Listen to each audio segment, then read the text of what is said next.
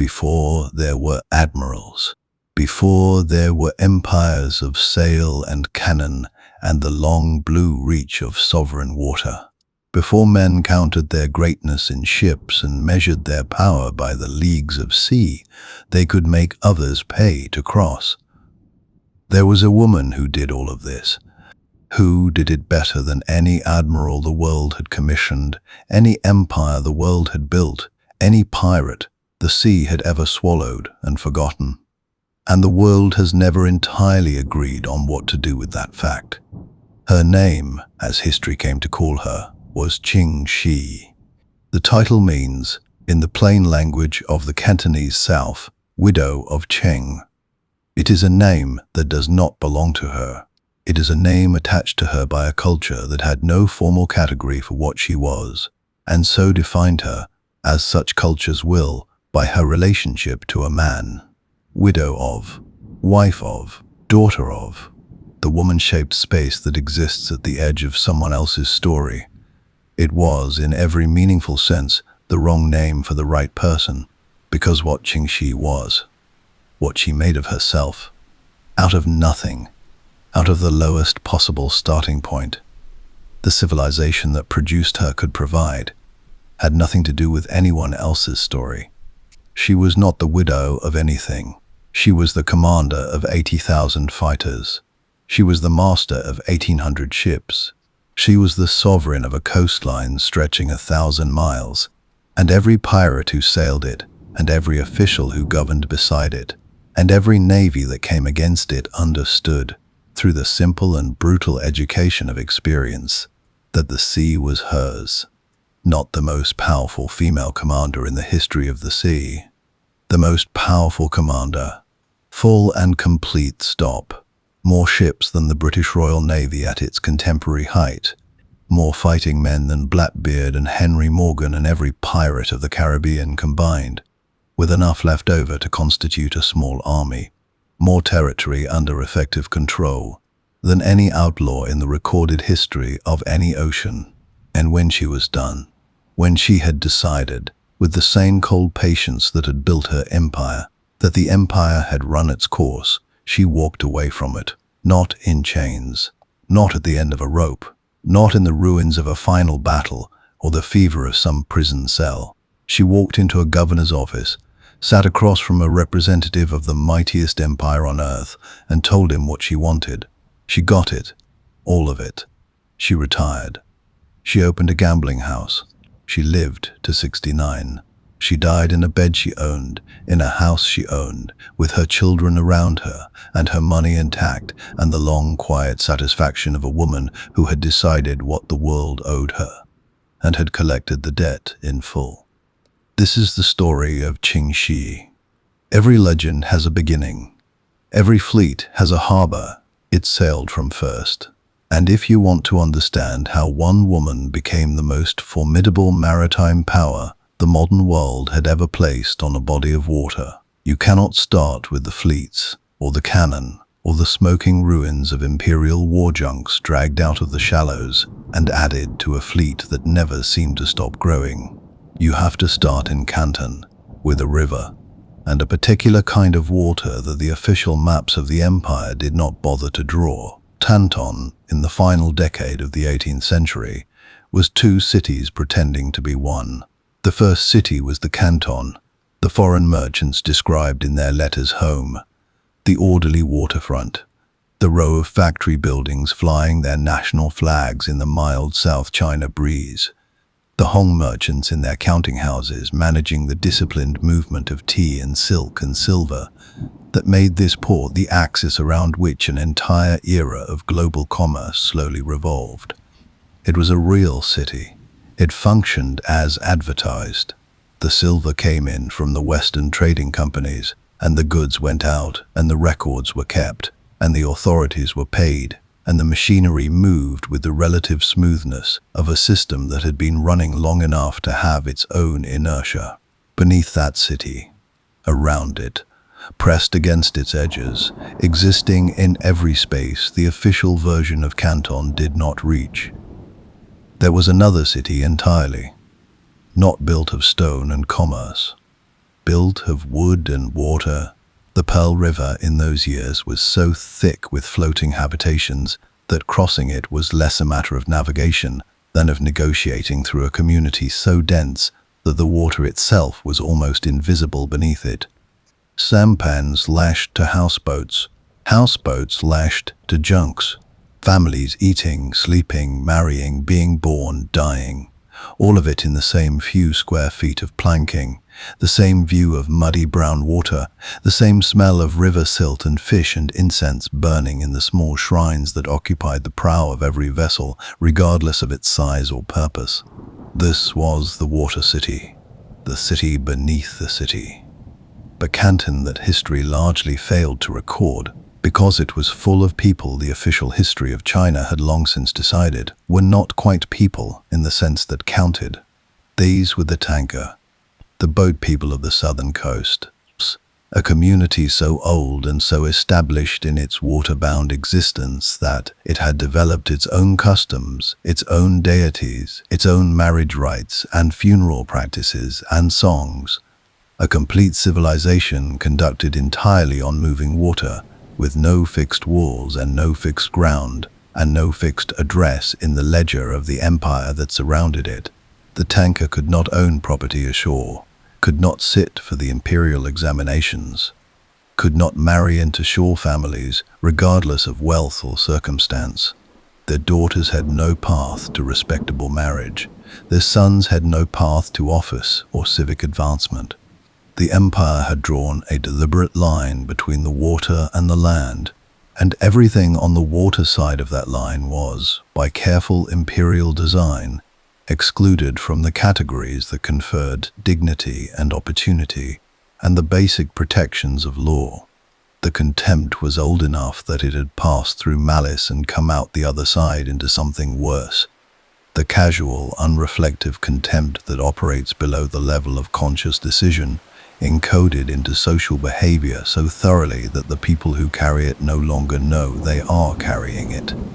What the empire had not calculated, what centuries of confident hierarchy had somehow failed to think through, was what happens to a people you place entirely outside your system of rewards and punishments, what they become over generations, when there is nothing the system offers that they could access, and nothing the system threatens that they particularly fear.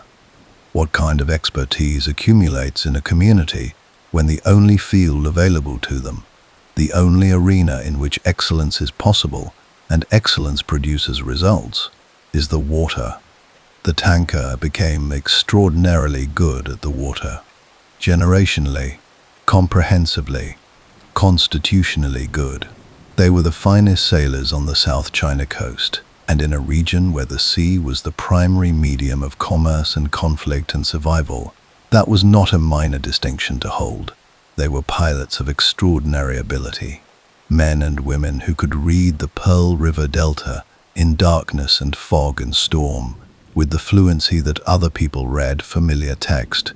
They were fishermen and smugglers and, when the times required it, fighters on the water, with the particular unsentimental self-possession of people who have survived contempt long enough that it no longer reaches them.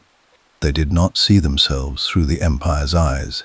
They saw themselves through their own, and what they saw was a community that knew the sea, the way the empire's scholars knew their books, bone deep, without effort, as the natural inheritance of everything they had ever been. Into this world, in the year the Qianlong Emperor had been 40 years upon his throne, somewhere around 1775 by the Western reckoning, a girl was born. The specific date is not recorded. The specific place is not recorded. Her name at birth is not recorded. The woman that history would eventually call Ching Shi came into a world that did not think her worth recording, and for the first 20 or 25 years of her life, the world was correct in its assessment by the only measure it was then using. She was a tanker girl born on the water, which meant she was born outside every category that could have made the recording of her arrival seem worth anyone's time.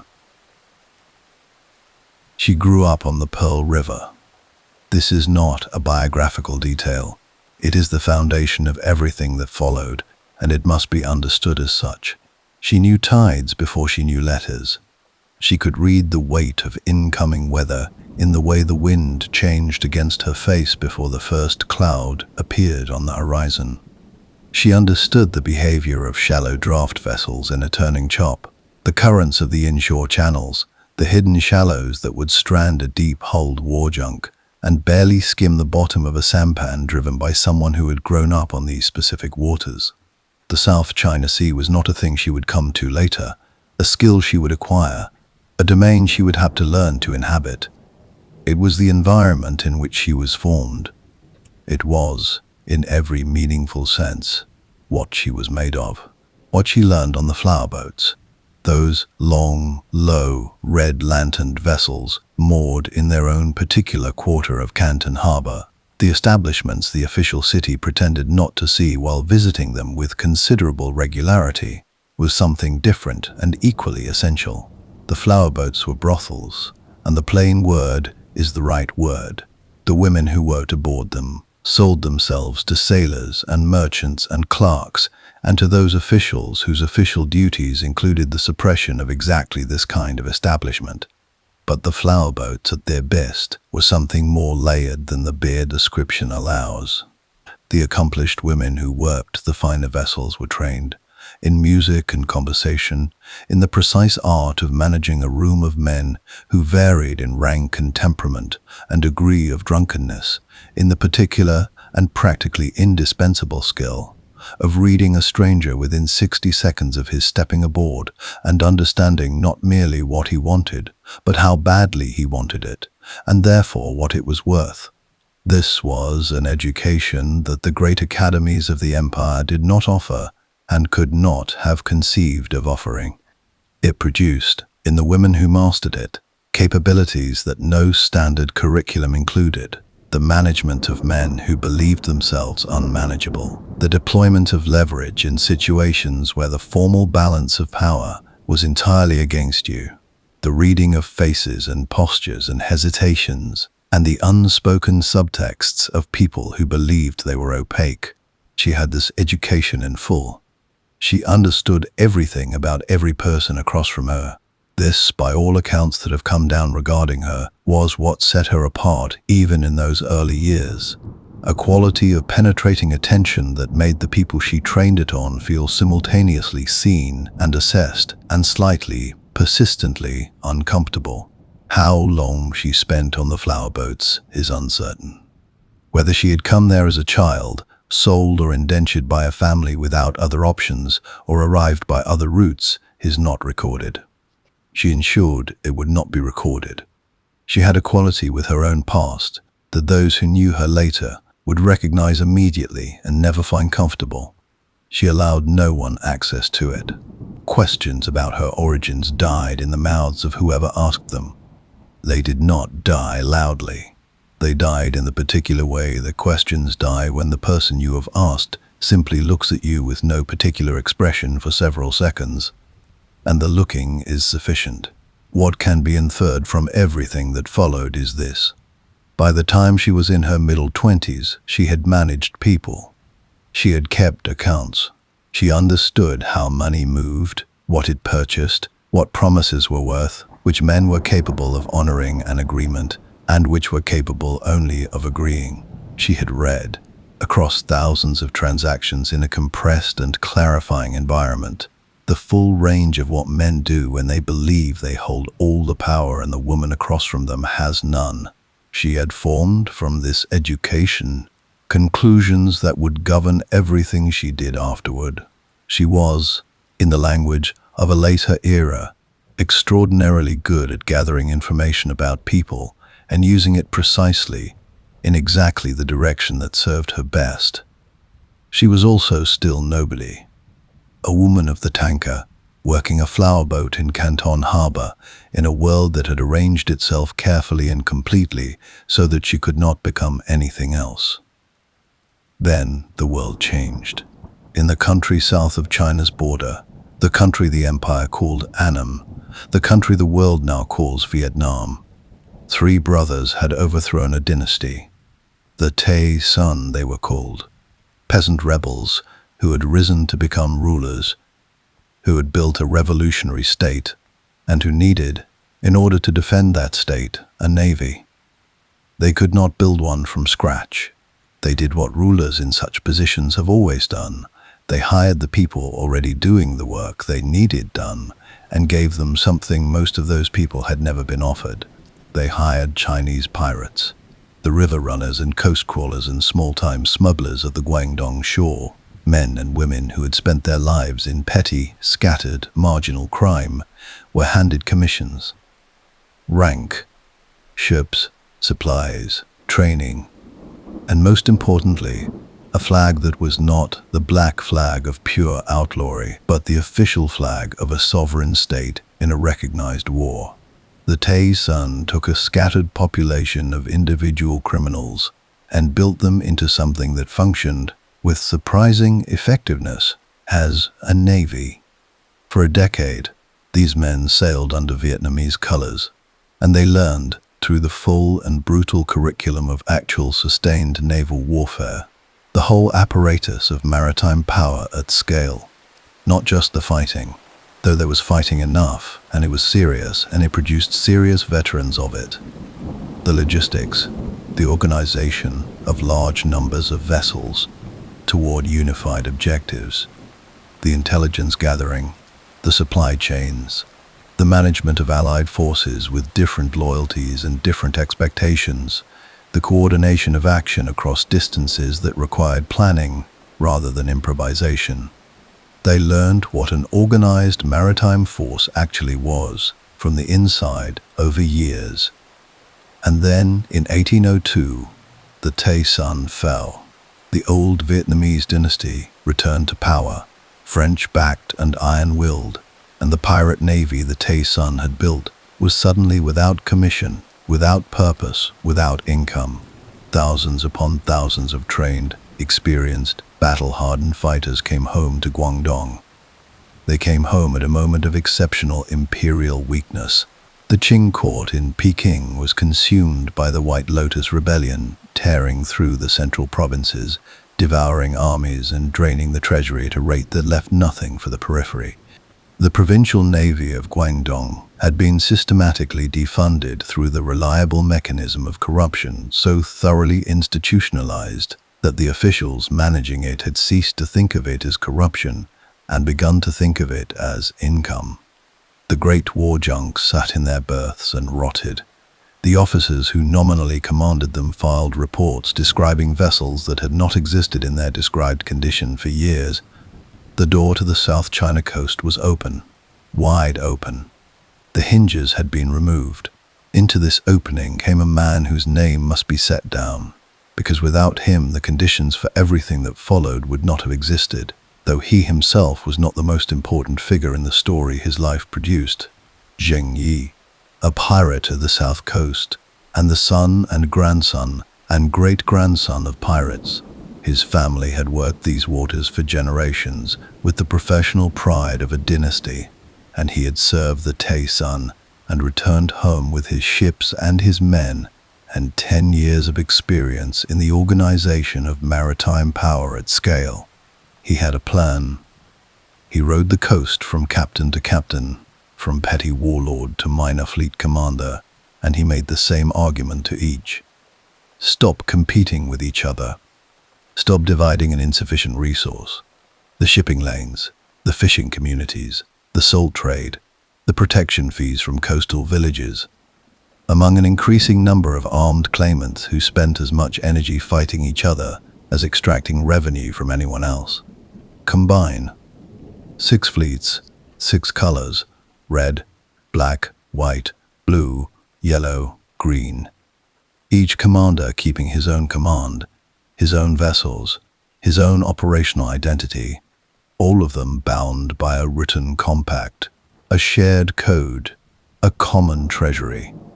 He offered them what the Tay Sun had offered their predecessors a decade before, the possibility of being together, something the empire would be compelled to negotiate with, rather than simply endure until it was sufficiently convenient to crush. One by one, the captains agreed. By 1805, the Confederation was real. A written compact, binding upon its signatories with the full force of an agreement that all parties understood would be enforced by the collective interest of everyone else. 6 fleets in formal alliance, an assembled force already, in its first year, larger than anything the Imperial Navy of the South could field against it. And she was there. How she came to be there. The precise mechanism by which a woman of the flower boats became the wife of the most powerful pirate on the South China coast is something the historical record treats with the frustrating vagueness it applies to most things touching on her life before the records were forced to notice her. The account most frequently repeated says that Zheng Yi had heard of her specifically, that her reputation, whatever its precise content, had traveled far enough, and specifically enough, that he sent men to the flower boat where she worked, not to collect a woman, but to collect this particular one, that she came aboard his ship, and that what followed was a negotiation rather than a seduction. She would marry him.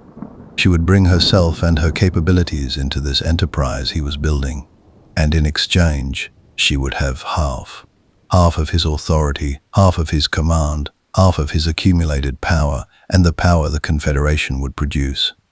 This was not to be courtesy, not ceremony, not the decorative acknowledgement that some commanders give their most trusted lieutenants to make them feel respected, while the actual decisions happen elsewhere. A binding agreement, witnessed and recorded, enforceable against him and against any successor. He agreed. Whether these exact words were ever spoken in exactly this form cannot now be verified. What the evidence of everything that followed makes unmistakably clear is that the substance was real. From the first day of her marriage, she behaved as though the agreement had been struck, and no one, not Zheng Yi, not the other fleet commanders, not the Council of the Confederation, successfully argued that she was wrong to do so. She was in the councils. She was managing the books, the accounts of the common treasury, the records of every prize taken and every bribe paid and every stipend disbursed, with a completeness and precision that the Confederation would have struggled to replicate if she had stopped. Within a few years, the captains of the 6 fleets drew their shares from her hand. The widows of dead fighters received their stipends from her hand. Anyone who wanted to understand the full financial picture of the organization had to go through her. The person who controls the books controls, in time, something considerably larger than money. She understood this before anyone had to explain it to her. She had been understanding it in a smaller arena her entire adult life. Sometime around 1806, Zheng Yi captured in a routine coastal raid a boy of approximately 15 years. The boy's name was Zhong Bao. He was a fisherman's son. Small, quick-eyed, with the unhurried intelligence that one rarely encounters in the young. And that is always, when it appears, worth paying close attention to. Zheng Yi brought him into the household rather than pressing him into common service. Within a year, he had formally adopted the boy. She taught him to read. She taught him to keep accounts. She watched him as he grew into a young man, and she made, with the patient calculation that was her defining quality, assessments about his future, and hers that were not yet visible to anyone else in the organization. Zhong Bao was 20 years old when Zheng Yi died. He died in the autumn of 1807, in the circumstances the official account described as a sudden squall off the coast of Vietnam. A wave that cleared the deck, a body the sea did not return. He was 42. The official account was accepted at the time and has been quietly disputed ever since, and the disputing has never found proof it could stand behind. And the woman most likely to know the truth was also the person with the most precise understanding of what proof consists of and how to ensure its absence. What happened in the days that followed is not disputed. It is visible in its results. Within hours of the council convening, she had named Zhang Bao, 21 years old, the adopted son, commander of the Red Flag Fleet. Within days, she had secured from the other 5 fleet commanders a formal acknowledgement that she retained administrative authority over the Confederation as a whole. The captains grumbled at this. They grumbled because they were proud men, and proud men grumble when the world does not arrange itself to their expectations. But they did not refuse, because refusal carried a specific cost. She controlled the books, and the books controlled the shares, and the shares controlled the income on which every captain's loyalty rested. To break with her was to break with solvency. And these were men who had entered a formal commercial arrangement specifically because collective income exceeded what individual predation could produce. The principle of female authority was not worth more than the arrangement it would have cost. The second reason they did not refuse was Zhang Bao himself, who turned out to be categorically different from the manageable young man the senior captains had assumed the position would contain. He possessed a quality of personal magnetism with fighting men that most commanders spend entire careers failing to locate. The ability to be loved, not merely respected, not merely feared, but genuinely and actively loved by the men who served under him, in the way that certain rare commanders inspire love that operates below the level of rational calculation and exceeds what any record of competence alone would justify. Within months of taking the red flag, he had made it, unmistakably, irreversibly, his. The captains, who had imagined absorbing it into their own gravitational fields, found instead that their own men were looking toward the red flag flagship with an interest that was not entirely professional. Within a year of Zheng Yi's death, Shih and Zhang Bao were married. The date is uncertain. The ceremony, whatever form it took, was not widely publicized because the optics of a widow marrying her late husband's adopted son were not, even by the practical standards of pirate society, without complication. But the marriage happened, and when it did, the question of whether her authority derived from Zhang Bao or his from her became a question without a useful answer. They were, for every purpose that mattered, a single command. What she decided in the great cabin was enforced on the quarterdeck. What he accomplished on the water was accounted for in her ledgers. He was the sword. She was the hand that had always known exactly where to aim it, and that had been sharpening its grip on that sword since the day she first sat down with the Confederation's books. Quen of the seas. The code came first. It came within weeks of her formal assumption of command, and it must be understood for what it actually was before it can be understood for what it did. It was not, primarily, a moral document. It was not the articulation of an ethical vision for how the Confederation ought to treat people, though it functioned as that too. It was a weapon, one of the most sophisticated strategic instruments she possessed, designed with the same layered intelligence she brought to everything, operating simultaneously on half a dozen levels that most of the people it governed never saw, and most of the people who have written about it since have failed to identify. The provisions were these. Any commander who issued orders in the field without proper authority would be beheaded. Any fighter who took plunder without submitting it first to the common inventory would be beheaded. Any fighter who went ashore without permission would lose their ears on the first offense and their head on the second. The common fund received 20% of every prize. The remaining 80% was distributed to the taking ship according to rank and contribution, by formulas she had written and could revise. Any officer who falsified the inventory would be beheaded. The provisions concerning captives were the ones that would most astonish the foreign observers who later wrote about the Confederation, because they violated every assumption those observers carried about what piracy was and how pirates behaved. A female captive who could be ransomed went home, unmolested, with the full force of Confederation policy behind that promise. A female captive who could not be ransomed could, with her own consent, and only with her own consent, be taken as a wife by any pirate of the Confederation. And the pirate who entered this arrangement was bound to that woman with the same permanence as any other marriage, on pain of death if he violated it. A pirate who violated a female captive outside this arrangement was beheaded. There were no exceptions, no provisions for rank or seniority or mitigating circumstance. The code read the same for an ordinary deckhand and a fleet commander, and it was enforced the same way. She enforced it on a sub-lieutenant with 10 years of service and a record of genuine capability in the field. He had done precisely what the code forbade.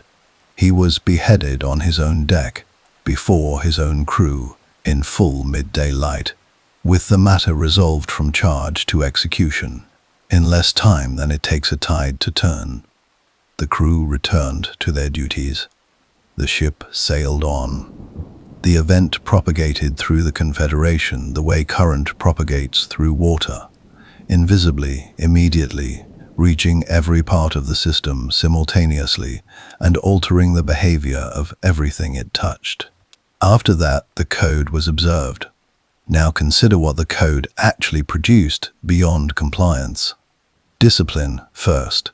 Discipline produces military effectiveness, the difference between 1,000 armed individuals and a coordinated fighting force capable of executing complex operations is not weapons or numbers or even individual courage.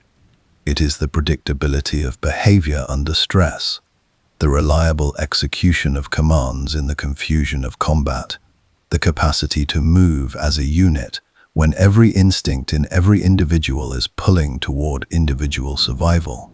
She wrote the code partly to produce this, and it worked in exactly this way. Second, the code produced a civilian base. The fishing communities and merchant operations along 1,000 miles of coast experienced the Confederation not as pure predatory chaos, which is what unorganized piracy produces, and what destroys the economic activity that piracy needs to survive, but as something that behaved according to rules, reliable rules. The Confederation had a price, and the price was known, and paying the price produced a predictable result. This was, on that coast, in that era, actually remarkable. The empire had a price too. Its taxes and its fees and its corruption, the steady upward flow of money from the governed to the governing. But the empire's price was not predictable. The magistrate's mood, the officials' current needs, the direction of this season's pressure from above. These variables made the cost of dealing with imperial authority a negotiation that could go any direction on any given day. The Confederation's price was fixed and enforced, which made it, paradoxically, more trustworthy than the state that opposed it. Trustworthy civilian populations are intelligence networks. This was the third and perhaps most consequential thing the code produced, and it was the thing she had specifically designed it to produce, working backward from the strategic requirement to the instrument that would satisfy it. Every village that paid the Confederation's protection fee was a village whose inhabitants had a relationship with the Confederation. A transactional relationship, yes, but a relationship involving regular contact with Confederation representatives, regular opportunity for information to flow in both directions, regular incentive to share what they knew, because what they knew was the currency that maintained the arrangement. She knew where the imperial fleets were before they knew where she was. She knew when provincial governors had dispatched urgent correspondence to Peking before the replies had returned. She knew which harbor pilots were on the empire's informal payroll and which were on hers, and she knew the difference was not always stable, and she managed the instability accordingly, which is to say, she managed it the way a very sophisticated accountant manages a complex set of books, with complete awareness of every entry and exact knowledge of what each one cost and what it produced. She was never surprised by an imperial operation. Not once in the years of her command did an imperial fleet find the Confederation where it had not expected to be found. The intelligence flowed in one direction, from the coast to her cabin, and the advantage it produced compounded with every engagement. The division of command between her and Zhang Bao was not an accident of circumstance or a concession to convention. It was an operational design. arrived at through clear analysis of what each of them was and what the enterprise required. Zhang Bao was a tactical genius in the specific and limited sense in which that phrase is actually meaningful. He could read a developing naval engagement, the way very few people can read anything, seeing the disposition of forces and the vectors of motion, and the emerging geometry of combat several moves ahead of where it currently was, and moving his vessels accordingly with a speed of decision that men who served under him found eerie, and men who served under him found catastrophic. He had physical courage of the absolute, uncalculated kind, not the courage that manages fear, but the kind that seems not to experience it, which, in a field commander, is worth more than any tactical education and cannot be taught. His men loved him. This is not a small operational fact. Men who love their commander fight differently than men who merely follow him. And the difference is most visible in the moments of maximum confusion and danger, which are precisely the moments that decide engagements. What Zhang Bao was not was a strategist. The wider picture, where to fight, when to fight, what the political and economic context of each engagement meant, how to build the Confederation's position in the space between battles. This was not his domain, and he knew it, and he deferred to her in it completely, and without visible resentment, which itself says something considerable about both of them. She was the strategist. She decided where the fleets went, in what combination, against what target, at what moment in the political cycle of the region that would make the result most useful. She decided when to fight and when to negotiate and when to do both simultaneously in different directions, which is the most demanding kind of decision, and the one that most often separates commanders who win wars from commanders who merely win battles. She managed the political relationships with the other 5 fleet commanders, the delicate maintenance of a coalition of proud men who had agreed to cooperate, but who remained, at all times, men who could uncooperate if they judged it advantageous. She ran the treasury. She ran the intelligence network. She ran the protection economy, which was not a side activity but the primary financial engine of the Confederation, the system by which the water of the South China coast became a revenue stream, and the revenue stream became the fleet, and the fleet became the leverage, and the leverage became the power. The protection economy is worth examining carefully, because it is consistently mischaracterized as simple extortion, and it was actually something considerably more sophisticated. Yes, the Confederation charged the fishing fleets and the salt traders and the merchant junks for the right to operate without being attacked. Yes, the threat underlying the charge was real, and was applied to those who refused to pay. This is the plain description of the arrangement. But the system she built around this basic structure was a governance architecture, not a shakedown. The fees were standardized and published, in the sense that they were consistently applied and widely known, which meant that operators could budget for them the way a legitimate business budgets for taxes. The safe passage papers the Confederation issued were honored absolutely by every vessel in every fleet, by the force of the code's enforcement provisions. A merchant operating under a valid Confederation paper was safer in the waters the Confederation controlled than a merchant operating under imperial protection, because the Confederation's protection actually worked, and the Empire's was contingent on too many variables to be reliable. The imperial salt monopoly, the mechanism by which the Qing state funded itself through control of the most essential commodity in the diet of a quarter of the world's population, the system that taxed salt at every stage of its journey from production to table, found itself, by approximately 1806, paying the Confederation for the right to move its own merchandise along the southern coast. The treasury of the Qing dynasty, the financial engine of the empire, was routing a portion of its revenues through her hands before those revenues could reach Peking. She had not merely disrupted the imperial economy. She had partially captured it. She had made herself a toll on the road between the empire and its own income. And the empire was paying the toll, because the alternative was not moving at all. The fury in Peking at this situation was immense, and well documented in the official correspondence of the period. The ability of Peking to do anything about it was another matter.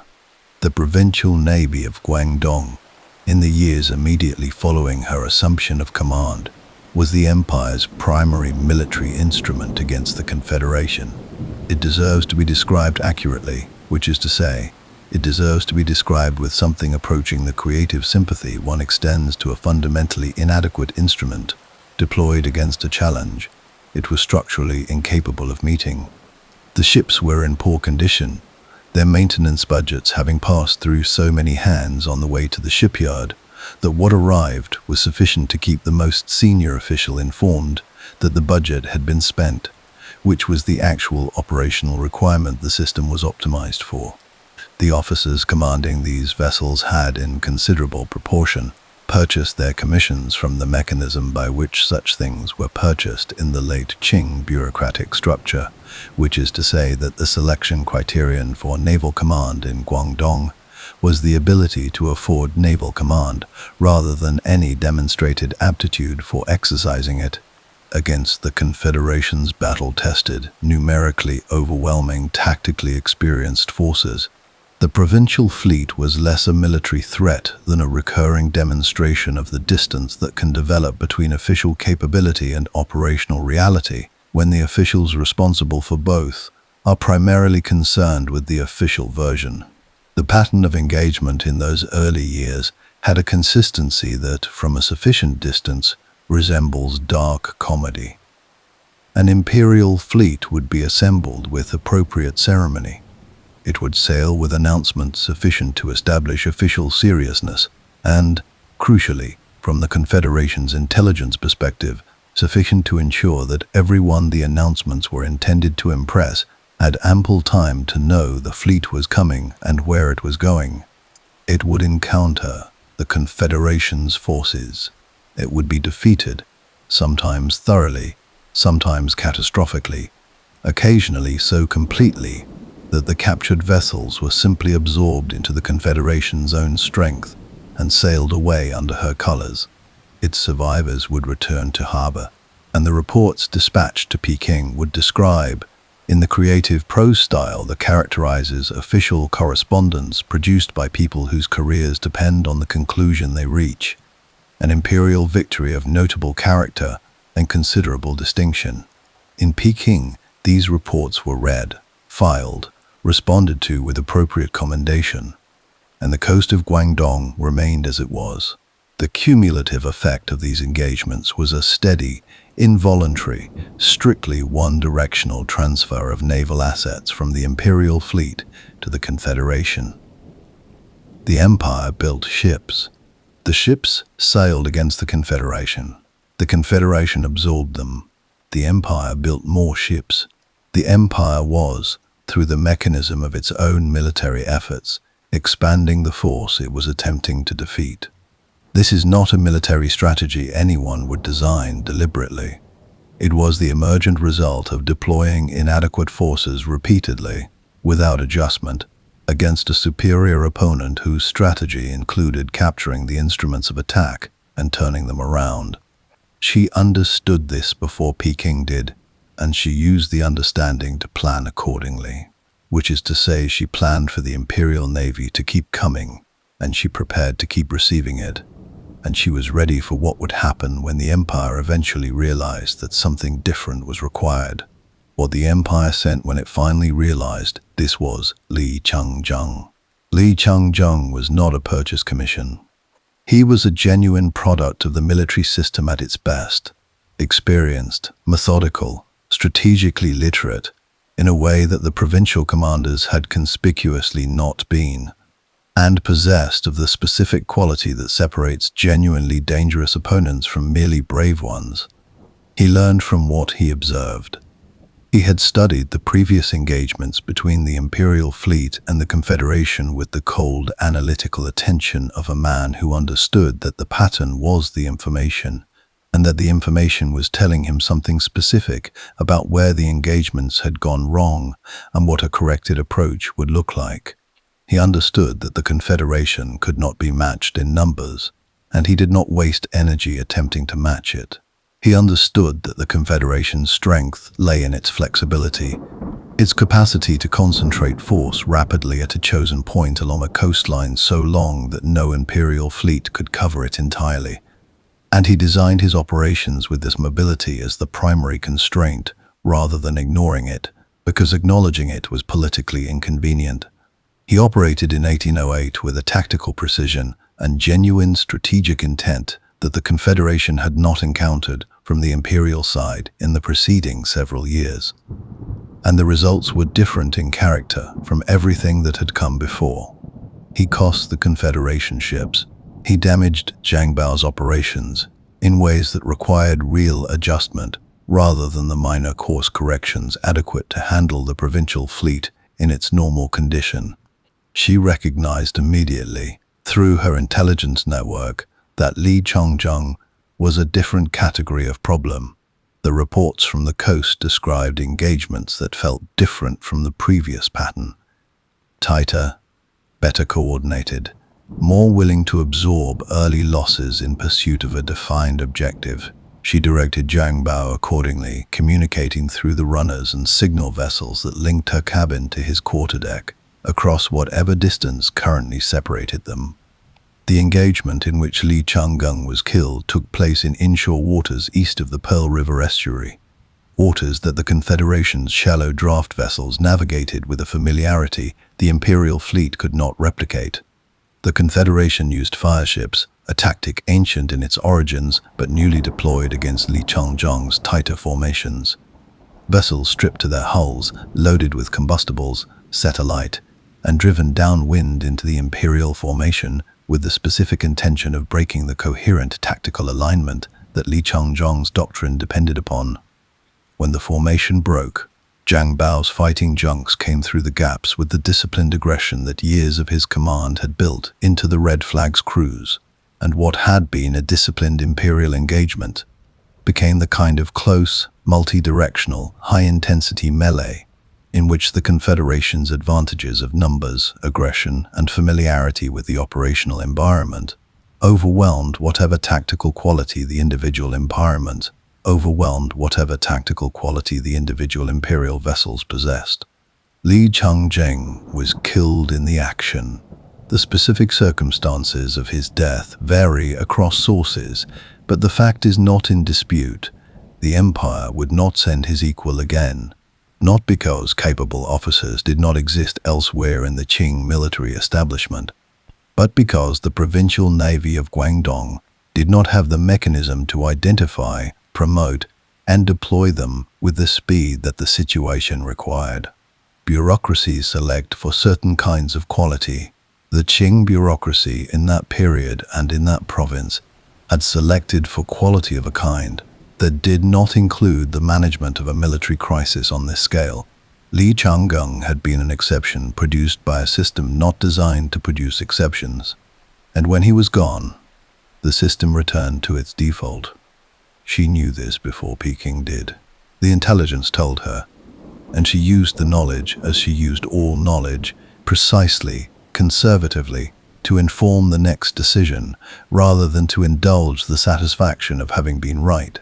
Into this period, the testimony of an outsider arrives with the particular weight that primary sources carry when they are written by someone who had no investment in the outcome and no prior reason to have been paying attention. Richard Glassball was a lieutenant in the service of the British East India Company, a young officer of the kind that imperial commercial ventures produced in some quantity, competent, observant, possessed of the specific combination of cultural assumptions and genuine professional acuity that the company's training produced in its better officers. He was traveling between vessels in 1809 when his small party was intercepted and taken by Confederation forces. He was held for 11 weeks. He was ransomed. He was returned, unharmed, to the company's operations, and he subsequently wrote an account of his time aboard the Confederation ships that was published. and that has survived as one of the only detailed primary source descriptions of the Confederation from the perspective of someone who saw it from the inside, with no prior loyalty to anyone in it. What he described in the account is not what his contemporaries expected him to describe. They expected, as their assumptions about piracy dictated they should expect, an account of chaos, brutality, filth, and the general disorder associated with the romantic but ultimately degraded image of maritime outlawry that the era's literature had constructed. He described instead an organization. He described cleanliness, which surprised him. He described the enforcement of the code's provisions, which he witnessed directly, including in at least one instance the consequences for a violation, with the matter-of-fact precision of someone reporting an observed fact rather than a rumor. He described the discipline of the crews in combat situations, the speed and coordination with which Zhang Bao's vessels operated, the chain of command that functioned under fire, with the reliability of a system whose rules everyone present knew and nobody intended to break. He described the protection papers, the Confederation's safe passage documents, being honored with the absolute consistency of an institution that understood its credibility depended on honoring them. He described villagers paying the protection fee, not with the air of people submitting to extortion under duress, but with something that, in his rendering, reads closer to the matter-of-fact compliance of a merchant population accustomed to paying tolls on a road they needed to use. He was brought to her once, during his captivity. He was taken to the great cabin of the flagship, in whatever state the 11 weeks had left him in, and he was admitted, and he stood before her, and he had his interview, the details of which he recorded with the careful precision of a man who understood that what he was observing was worth observing carefully. She was small, he noted, plainly dressed, without the decorative announcement of authority that people in positions of power tend to employ when receiving visitors, composed, without the artificial stillness of someone performing composure, courteous, in the specific and considered way that courtesy is courteous when it comes from someone who has calibrated the degree of it precisely and is offering exactly as much as the situation requires, and not a fraction more. And possessed, he wrote, of an authority so total and so apparently effortless that the question of whether one liked her or agreed with her or was comfortable in her presence simply failed to arise. The question that arose instead was the question of what she wanted from this meeting. Because it was clear that the meeting was, in some sense, on her terms, that he was there because she had decided he would be there, that the interview was proceeding at a pace she had set, and toward a conclusion she had already considered, that the 11 weeks of his captivity, the conditions, the treatment, the eventual opening of ransom negotiations, had all been managed with a deliberateness that only became visible in the moment of the meeting itself, when the pattern of all of it could be seen at once. He left without a clear sense of what she had learned from the interview. He had a clear sense that she had learned something. His account was published in England. It circulated in the small world of people whose commercial and naval interests made the South China coast their professional concern. It arrived in the company's offices with the authority of first-hand observation and the specific credibility of a man with no investment in the Confederation's reputation. What it told the company, what the company read and processed and filed away in the accumulated intelligence of its institutional decision-making, was that the woman commanding this organization was not a curiosity or an anomaly or a problem awaiting the correct application of sufficient force. She was a serious opponent whose operations reflected serious thinking, and the correct response to serious thinking was something other than what the Empire had been trying. The company made no further military effort against the Confederation. This was a commercial decision, and it is worth saying plainly, the most powerful mercantile empire in the world, with the naval and financial resources to project force wherever its interests required, looked at the situation on the South China coast and decided that the correct approach to Ching Shi was accommodation, not defeat, not suppression, not the application of the considerable force it could theoretically have brought to bear. Accommodation. The representatives came. The silver followed. The arrangement that followed the silver was never written down, but it was observed. The empire's officials in Guangdong spent the years of the Confederation's peak writing correspondence that will be studied by anyone patient enough to read it, as a masterclass in the management of catastrophic professional reality through the creative deployment of language. The private correspondence, the letters between officials, the memoranda that circulated within the provincial administration before being distilled into the versions sent to Peking, has a different character from the official reports, and the difference is revealing. In private, the officials understood exactly what they were dealing with. They described the Confederation with a frustrated precision that the official reports carefully avoided. They noted the size of the fleets in numbers that were accurate. They noted the consistency with which imperial operations had failed to produce meaningful results.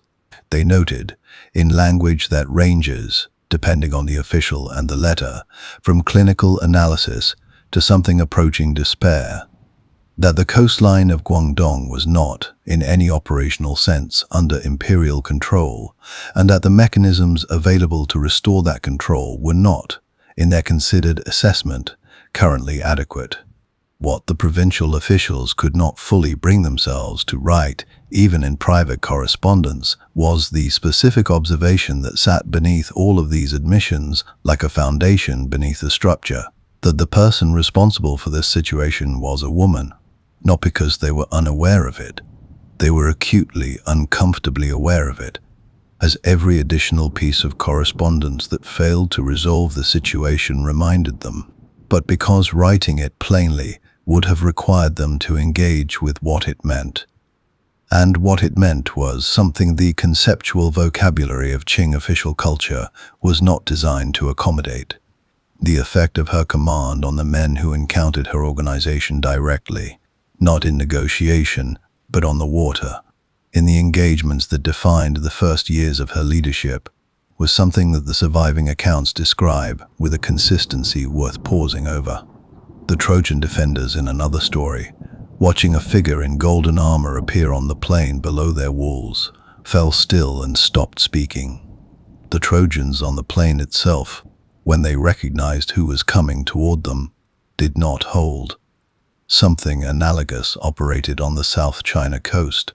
Ships' crews who encountered the Confederation under her command described something beyond the tactical intimidation of facing a superior force.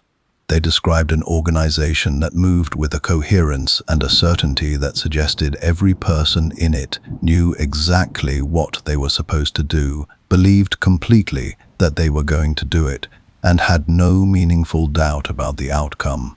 This is a quality distinct from bravery. Brave men can be uncertain. What these crews observed was certainty, the collective certainty of a force that had been shaped by a governing intelligence that left no room for doubt in any individual component of it, because doubt was unnecessary when the plan accounted for everything. Provincial fleet captains, in the accounts that survive, describe the experience of engaging the Confederation as being less like fighting an opposing fleet and more like being managed, like the terrain itself was making decisions, like the water knew where they were and had opinions about where they should go next, and the opinions were unfavorable. This quality, the sense of operating in an environment that has been shaped against you by someone who thought about your specific moves before you made them, is the signature of strategic intelligence of the highest order. It is what a great chess player produces in an opponent of lesser ability, not merely the defeat of individual moves, but the progressive constriction of the space in which moves are possible, until the opponent is not choosing from options, but from the options that have been left for them. She was leaving options for the provincial navy. The options she left were not good ones. The Portuguese were a genuinely different problem, and she approached them as such. Macau sat at the mouth of the Pearl River, the single legally authorized conduit through which all formal trade between China and the Western world was required to pass. The Portuguese had held it since the 16th century. They had built it into a functioning commercial colony whose entire economic rationale depended on the safe and predictable transit of goods through the surrounding waters. When the Confederation began to disrupt that transit, when merchant vessels arrived in Macau with stories of interception, of Confederation fees paid at knife point in the Channel, of ships that had not paid burning in the middle distance while Macau's harbour pilots watched from their walls, the Portuguese had both the motive and the available force to respond. Their force was considerable in specific ways. Portuguese naval tradition, by the early 19th century, reflected 2 centuries of Western naval warfare. The broadside exchange, the heavy cannon deployed from purpose, built gun decks, the tactical doctrine of line and position and sustained fire superiority that European navies had refined against each other across the Atlantic and the Indian Ocean into something approaching a science. Their vessels were built for this specific kind of fighting. They were sturdier in their construction than the Chinese junks they would face. Their cannon were heavier per individual gun. Their gun crews were trained in the disciplined broadside work that European combat required, and they were better at it than almost anyone they were likely to encounter in these waters. She did not intend to give them the waters where this mattered. The Portuguese tactical advantage was absolute in open water, with sufficient sea room for maneuvering, the space required to establish the broadside alignment, the distance required to bring heavy guns to bear at the optimal range, the room to maneuver for position without the bank or the reef or the channel wall imposing constraints that the tactical doctrine didn't account for. She controlled access to those waters. She had been controlling access to those waters since before the Portuguese decided they needed to contest it. The Confederation's operational response to the Portuguese challenge was a study in asymmetric advantage deployed with complete systematic intelligence. The Confederation's vessels were smaller and faster in confined water. They were navigated by pilots who had grown up on these specific channels and inlets and river approaches, who knew every depth and every current and every hidden bank that would stop a deep-hulled Portuguese man-of-war before it saw the obstacle coming. She directed Jongbao to refuse engagement in open water, and to accept it only in the confined approaches where the Portuguese tactical doctrine could not function as designed. To use the Confederation's smaller, faster craft to surround larger Portuguese vessels before those vessels could establish the broadside alignment their gunnery required, to bring the overwhelming numbers that the Confederation could bring to the point of contact in a manner that the Portuguese could not respond to with the tools they had trained for. The Portuguese sent successive sorties into the Pearl River approaches. They were brave. They were, within the constraints of their tactical doctrine, competent.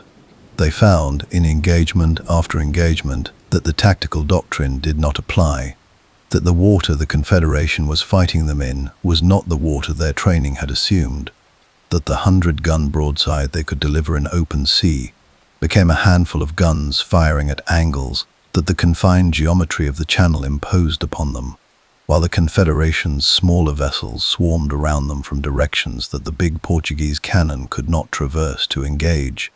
The cost in ships and men across these engagements was not catastrophic in absolute terms.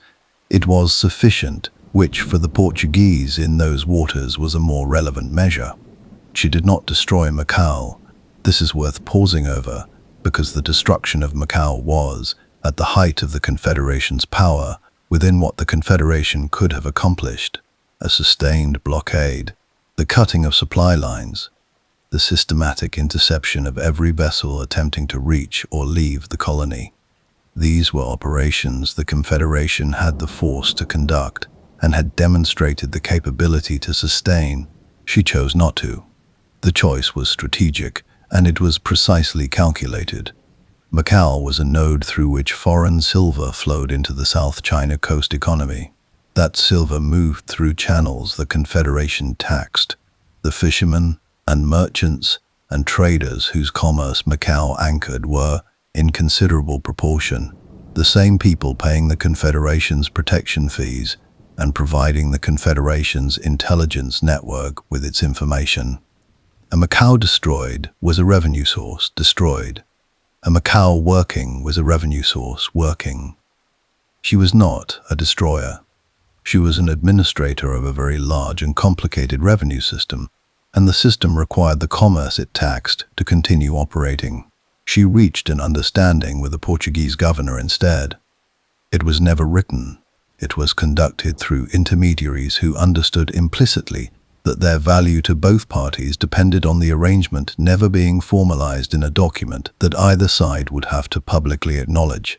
Portuguese vessels would not be attacked by Confederation forces. Confederation forces would not be subject to Portuguese punitive expeditions. Both parties would find other things to report to their respective superiors. The Portuguese governor wrote to Lisbon that the pirates had been driven from the approaches to Macau, and that the colony's security had been restored through the determined action of its naval forces. He was a practical man who understood the specific value of hopeful reports, and who had made, in the arrangement he struck, a far better deal for Macau than any amount of continued fighting would have produced. Both parties held the arrangement faithfully for years.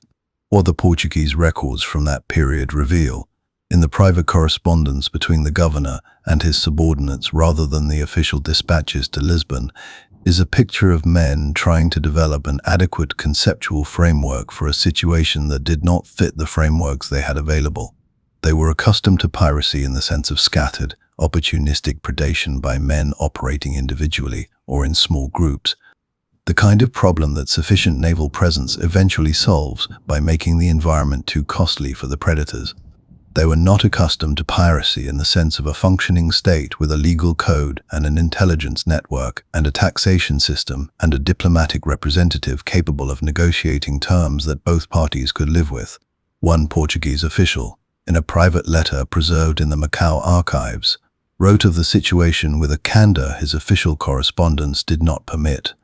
He described the Confederation as unlike anything in his experience or his reading of naval history. He described the person commanding it with the specific bafflement of a man who has encountered something his vocabulary does not quite contain. The word he reached for, in the absence of a better one, was remarkable. He used it in the context of a sentence that acknowledged, without quite saying, that the remarkable quality was not diminished by the fact that it was attached to a woman, that the fact of her sex was, in his considered assessment, simply not the operationally relevant characteristic it would have been in any scenario his training had prepared him for. He was right about that. It was not the relevant characteristic. The relevant characteristics were the ones that had built the Confederation and were running it on that day and would be running it until she decided to stop. In the autumn of '89, the Empire made the most serious, most coordinated, most genuinely dangerous military effort it would mount against the Confederation for the entirety of her command. The plan was combination. The Empire had understood, through the accumulated expensive education of the preceding years, that the provincial navy alone was insufficient. It had understood, though this understanding was not fully articulated in the official correspondence, because fully articulating it would have required admissions that the official culture could not process, that the individual capabilities of the forces it had deployed were not the limiting factor. The limiting factor was coordination, or rather, its consistent absence. The Empire would coordinate with the Portuguese. Imperial war junks and Portuguese armed vessels would operate together, the Portuguese contributing their Western gunnery discipline and their tactical experience in European-style naval warfare, the Imperial forces contributing numbers and local knowledge and the logistics infrastructure that sustained operations in those specific waters. The resulting combined force would constitute something the Confederation could not absorb or maneuver around. The force was assembled. It was real. By any honest accounting of what the Empire and the Portuguese could put into the water in those approaches in the autumn of 1809, the combined fleet represented the most formidable opposition the Confederation had faced in the 3 years since she had taken command. The commanders of the combined force were aware of this. They sailed with the specific confidence that accompanies the deployment of a genuinely superior instrument by people who have been waiting to deploy something superior for several frustrating years. She knew the operation was coming before it sailed. She had known for weeks, through the intelligence network that the code and the protection economy had built for her across 1,000 miles of coast. She knew the composition of the combined force. She knew the names of its commanders. She knew the operational plan, not in the sense of having intercepted a document, but in the sense that her network of harbor pilots and village headmen and minor officials and fishing boat captains had collectively, through the observation of what was assembling where and in what quantities, given her a picture sufficient to deduce the intention. She did not receive this intelligence and then respond to it. She received it and planned against it weeks before it arrived, which is a different thing entirely. She disposed the Confederation's 6 fleets before the combined force sailed. The red flag, under Zhang Bao, positioned to meet the combined force at the approaches where the Portuguese tactical advantage was most constrained by the geometry of the channel, not to defeat the combined fleet outright, but to engage it continuously, to make its advance costly and slow, to deny it the clean, decisive action that the combined operations planners had designed for. The smaller fleets she positioned in the inshore channels that the Portuguese vessels could not navigate without pilots who were on her payroll and who would not be provided for this operation. She created a situation in which the combined force could advance, but advancing required constant fighting that was never quite decisive and never quite stopped, and stopping to consolidate invited flanking action from directions the combined fleet's coordination had not accounted for, because she had arranged for those directions to be available. The engagement lasted days, not hours.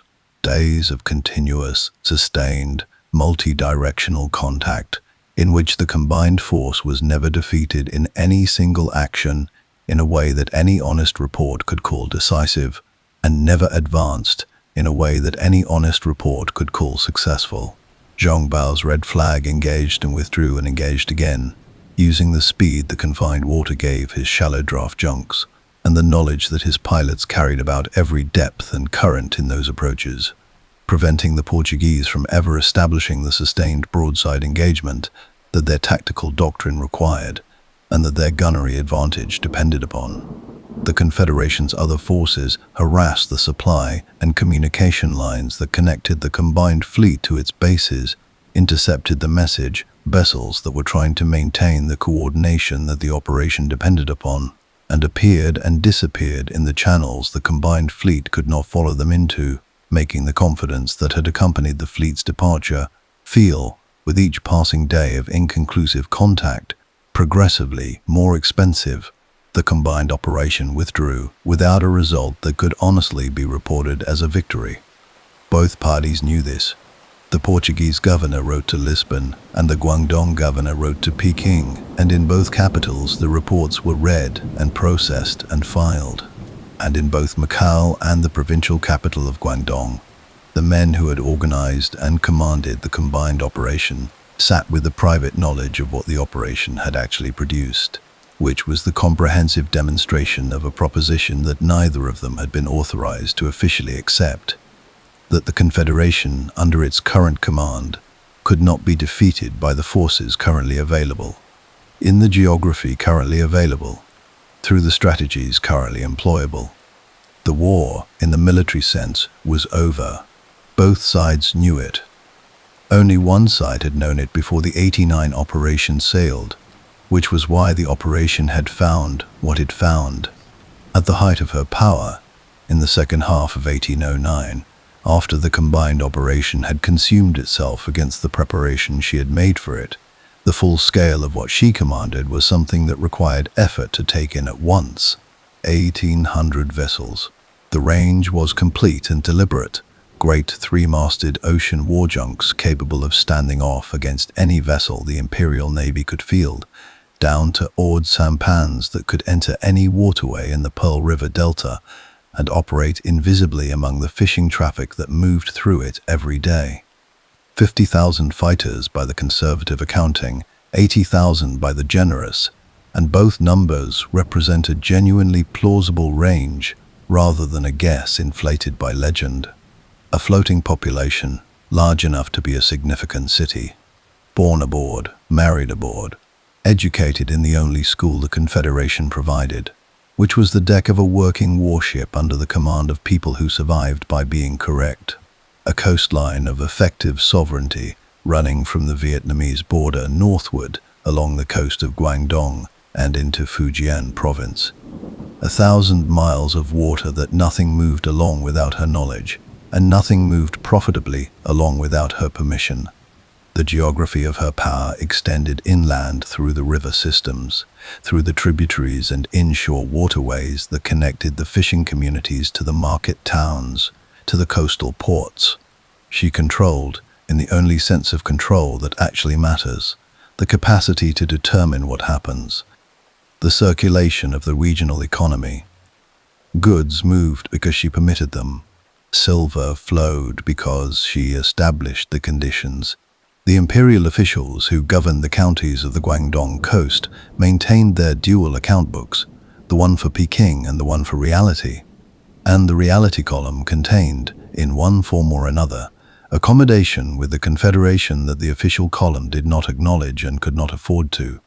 She had built a state, not in the formal sense, without a throne, without official recognition from any power in the world, without the ceremony of legitimacy that states wrap themselves in to maintain the fiction that their authority is natural rather than constructed, but in the functional sense, the sense that matters more than ceremony, an organization that made rules and enforced them impartially, collected revenue and distributed it predictably, protected those who paid it and punished those who broke its terms, maintained the kind of internal coherence that allowed it to absorb losses and continue, and produced in the territory it governed more reliable governance than the official state it had displaced.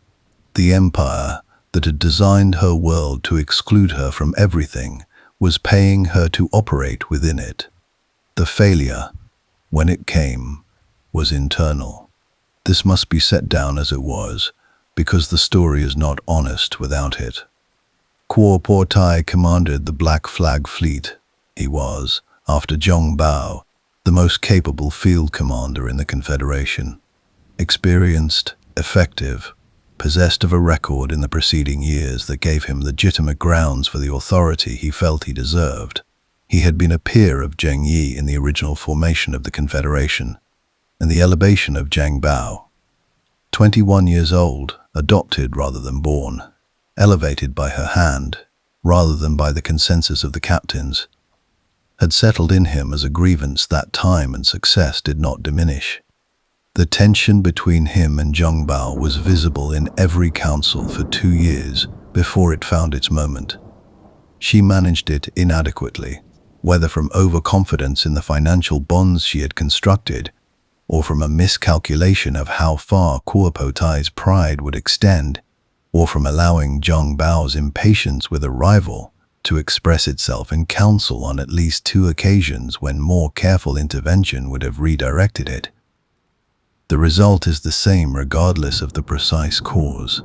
In the spring of 1810, after an action in which the coordination between the red and black flags had broken down visibly enough that everyone present understood what had happened and what it meant, Kuo Po Tai withdrew from the Confederation. He opened separate negotiations with the imperial authorities.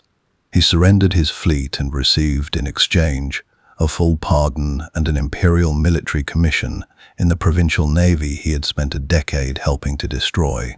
The loss of the black flag was substantial. The meaning of the loss was catastrophic. It proved that an amnesty was available. It proved that the empire would negotiate individual terms with commanders willing to defect. It proved that a captain who broke with the Confederation could emerge not merely unpunished, but positioned, with an official rank, a legitimate career, a future that looked different from either fighting under her command or fighting against the empire that had just welcomed him. The other captains saw all of this and performed with the unsentimental precision of men who had survived by calculating correctly the relevant calculation. She saw them doing it. She understood what it meant. She did not panic, and she did not escalate, and she did not attempt to hold together by force something that had passed beyond the point where force could hold it. She began with the patient calculation that was the deepest, consistent thing about her, to plan her exit. She was not cornered when she came to the table.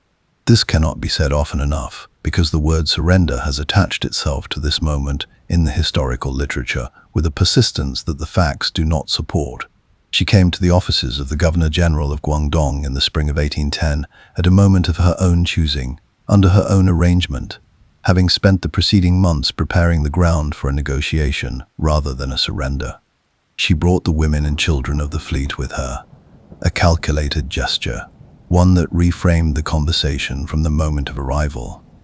She came not as a commander seeking terms of defeat, but as the head of a large and complex organization seeking the terms of a transition. She sat across from a representative of the most powerful empire on earth, and she outlined what she wanted. The Confederation's fighters would lay down their flags. In exchange, full pardon for every fighter who surrendered, the right to keep whatever plunder each individual had accumulated, imperial commissions in the provincial navy, or the merchant service for those who wished to remain at sea, which was, for the record, an arrangement that replenished the empire's naval roster with experienced fighters at no recruitment cost, which was a benefit to the empire that she had included in her proposal, precisely because it was, Zhang Bao, to receive a specific and respectable military rank, her own wealth, the full accumulation of nearly a decade of managing the finances of the largest pirate organization in the recorded history of any ocean, to remain entirely in her possession, without question, without audit, without any imperial hand reaching in to determine how much it was and where it had come from. The Governor-General accepted every term. He was operating under instructions from a court that had spent 3 years and considerable treasure failing to remove her by military means. And he accepted because the calculation was simple. These terms ended the Confederation's operations, restored some functional imperial authority over the coast, and provided the Navy with several thousand experienced fighters. What the terms cost was money she had already taken and would keep regardless, and a woman's freedom that the empire had been unable to remove by any other means. She walked out of that office, a free woman and a wealthy one. She was 35 years old. She went to Canton. She opened a gambling house. She was, by every account that has survived, extraordinarily successful at running it, which should surprise no one who spent years watching her run the most complex revenue management operation the South China coast had ever seen, and understands that what those two activities share is considerably more than what separates them. She understood risk and the pricing of risk. She understood people who came to her wanting something they would pay for. She understood how to run books that balanced and how to ensure the house maintained its advantage without the clients finding other establishments. Zhang Bao served in the Imperial Navy for 12 years.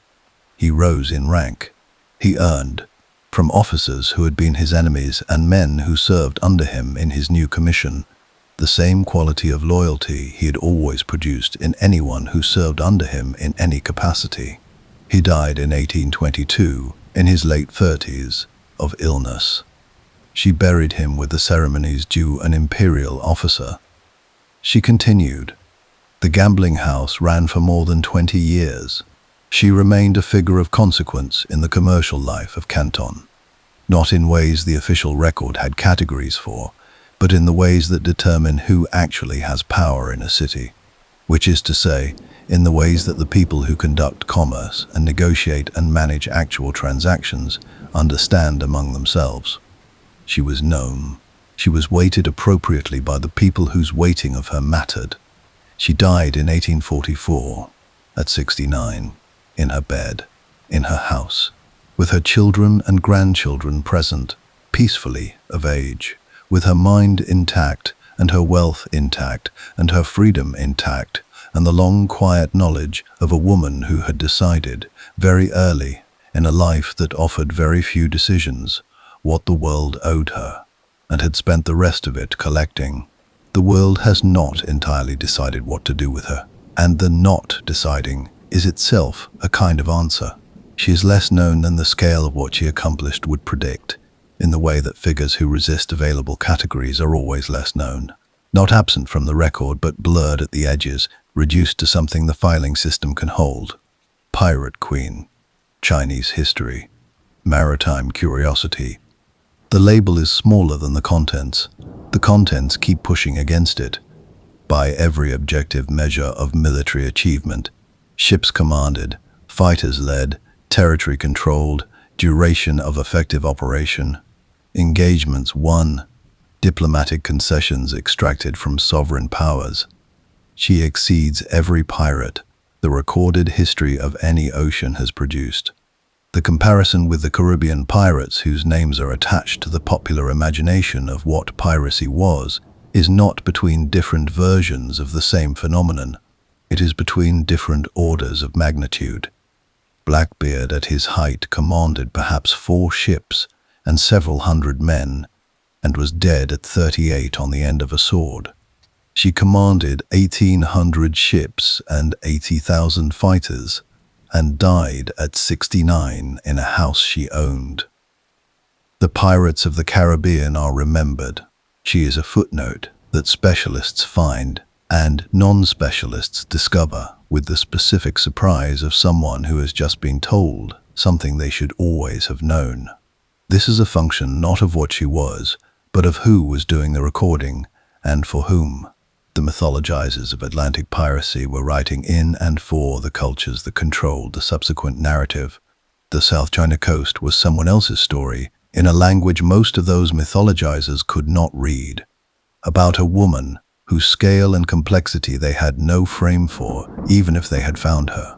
This is the only sense in which she was ever defeated. Not on the water, not in the councils, not at the negotiating table where she extracted from the empire that had spent its institutional life designing her world to exclude her from everything that mattered, the terms she had decided she would have. She was defeated in the cultural competition for whose stories become the stories everyone knows. And this was a competition conducted long after her death, in spaces she had never visited, in languages she had never spoken, by people with no idea she existed. She was not a simple hero, and the ledger cannot be balanced without saying so plainly. The villages burned, the men pressed into service, the beheadings that served the purposes of organizational discipline more than the purposes of anything that could be called justice, in the full moral sense of the word. She operated in a world of organized violence and acted within that world with exceptional intelligence and coherence. Whether the world was worth operating in is a question that the world had arranged, with its customary thoroughness, to not be available to her. The alternative was the flower boat, and a life that the records would not bother to note, and a death that would vanish into the Pearl River the way 1,000 deaths had vanished before hers. She chose otherwise. She chose the sea, and everything the sea entailed, and she did not choose it blindly. She chose it with the complete and patient awareness of someone who had read the available options and identified the only one worth taking. What history returns to when it finds her is not the tactics or the code or the numbers, impressive as all of these are. It is the exit, the clean, voluntary, impossible exit on her own terms, at the time of her own choosing, with her wealth intact and her freedom guaranteed, and the empire's signature on the document that confirmed it. No pirate of her scale has done this. No pirate of any meaningful scale has done this. They die at sea or on scaffolds or in the grinding poverty of men who built everything without making provision for the ending. The story closes around them. The world absorbs the lesson it was waiting to absorb. That defiance has a cost, and the cost is everything, and the ending is always the same. And the lesson is comforting, in the way that cautionary tales are comforting, which is to say, it confirms what people already believed about how the world works. She declined to provide the lesson. She provided instead a different kind of evidence entirely, evidence that it was possible, with sufficient intelligence and patience and the specific kind of courage that is not loudness but precision, to build an empire outside the law, govern it according to principles, defeat every force the law deployed against it, and then walk away intact, with the law's own signature confirming that she was done and free to remain done. She did not walk away from the sea. She carried it with her into everything she did afterward. It was in her from the beginning. The tanker daughter born on the Pearl River, who had known the weight of the water before she knew the weight of anything else. The ocean was what she was made of. What she did with it was simply the longest, most complex, most total possible answer to the question the world had posed to her, in the language of exclusion and contempt and systematic limitation. Every day of her life before she stopped answering questions and began setting the terms. The answer covered 1,000 miles of coast and 20 years of accumulated force. The answer was everything. The fire is still burning,